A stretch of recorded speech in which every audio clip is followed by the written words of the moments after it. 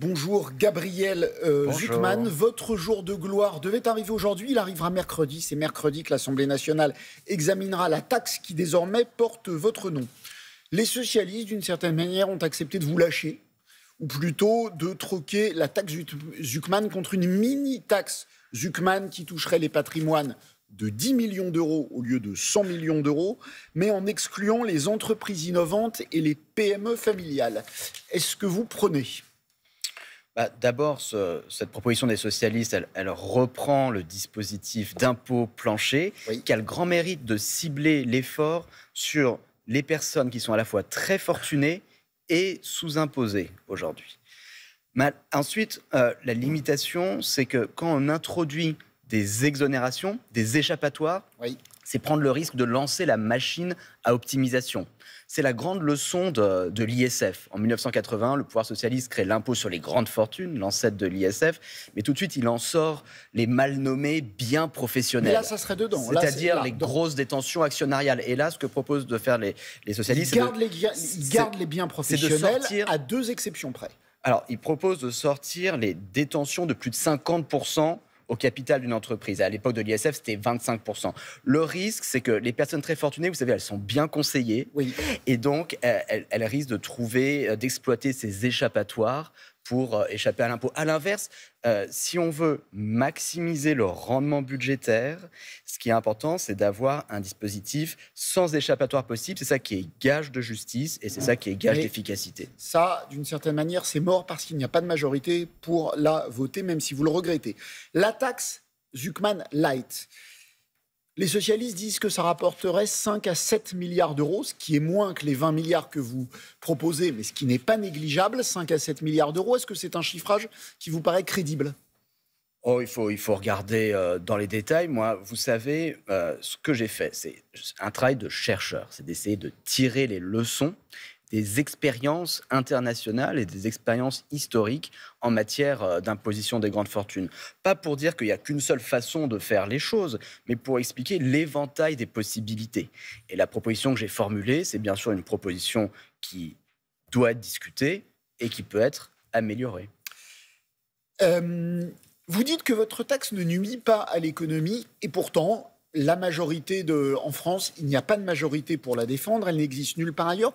Comment vous expliquez qu'elle soit aussi impopulaire ? Les députés sont tous des amis des milliardaires ? Quand vous regardez les enquêtes d'opinion, il y a 86% des Français qui soutiennent cette proposition. D'où ma question, pourquoi les parlementaires n'en veulent pas ? Dans toutes les sensibilités politiques.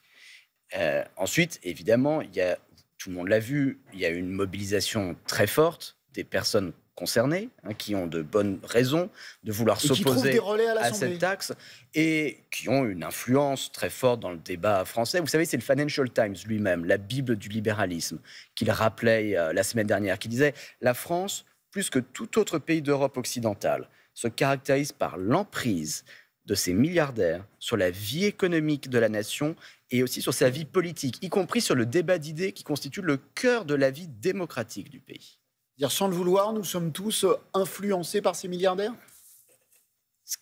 Tout le monde le comprend bien, on a un besoin aujourd'hui de recettes fiscales supplémentaires compte tenu de nos problèmes lourds de déficit et de dette publique. Or, on ne va pas réussir à régler nos problèmes de finances publiques tant que les personnes qui sont à la fois les plus riches et les moins taxées, c'est-à-dire les milliardaires, tant qu'on ne demandera pas d'efforts à ces personnes. Au contraire, c'est de demander des efforts à ces personnes qui est la clé de la stabilisation budgétaire et de l'apaisement politique. On vous entend tout le temps sur la fiscalité, rarement sur l'économie elle-même. Réduire le déficit, vous estimez que c'est facultatif ou que c'est absolument nécessaire ? Non, c'est important. Si on replace les choses en perspective historique, le niveau de dette publique qu'on a aujourd'hui, 116% du PIB, c'est le niveau le plus élevé depuis le lendemain de la Deuxième Guerre mondiale, avant ça la Première Guerre mondiale et avant ça la Révolution française. Dans tous les cas, ça s'est fini par des mises à contribution des plus grandes fortunes. Il faut réduire le déficit aujourd'hui ? Oui, 5,4%, c'est élevé. Si on continue comme ça, la dette va continuer à augmenter. La cible, ce serait quoi ? Ce que les économistes estiment, c'est que si on veut stabiliser la dette publique, En gros, il faut à moyen terme diviser le déficit public par 2, passer de 5,4 à 2,7%. Ah bah ça, on n'y est pas. Bah oui, mais vous savez, faire 2 à 2,5 points de PIB, que ce soit en recettes fiscales ou en baisse de dépenses publiques, avec l'impôt plancher que je propose, 2% sur les personnes qui ont plus de 100 millions d'euros de patrimoine, on peut récupérer 0,7 points de PIB. Donc c'est quand même assez significatif dans l'équation budgétaire.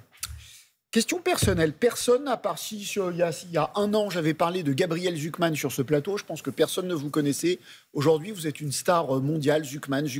On entend Zucman partout. Comment vous vivez cette célébrité ? Vous savez, moi, je suis chercheur, donc j'aime comprendre, et professeur, donc j'aime expliquer. Donc, si tout ça permet aux citoyens de s'approprier les savoirs, et c'est ce que j'ai essayé de faire dans ce livre, Les milliardaires ne payent pas d'impôt sur le revenu, et nous allons y mettre fin, pour moi, c'est le plus important. Mais ça vous pèse pas d'entendre votre nom tout le temps ? Vous savez, comme je l'ai dit, à tout prendre, cette taxe, j'aurais préféré qu'elle s'appelle taxe Bernard Arnault. Parce que là, en plus, vous avez un nom accolé à une taxe. Voilà. Taxe Zucman. On parle de vous pour parler de taxe.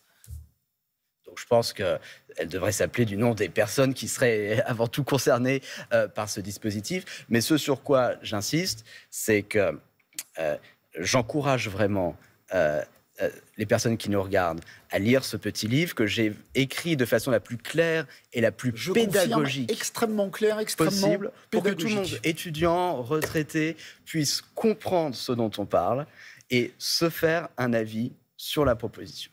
Les milliardaires ne payent pas d'impôt sur le revenu et nous allons y mettre fin. C'est signé Gabriel Zucman dans les Libelles, la collection des Libelles chez Seuil. Merci d'être passé par les 4 vérités ce matin. Très bonne journée à tous.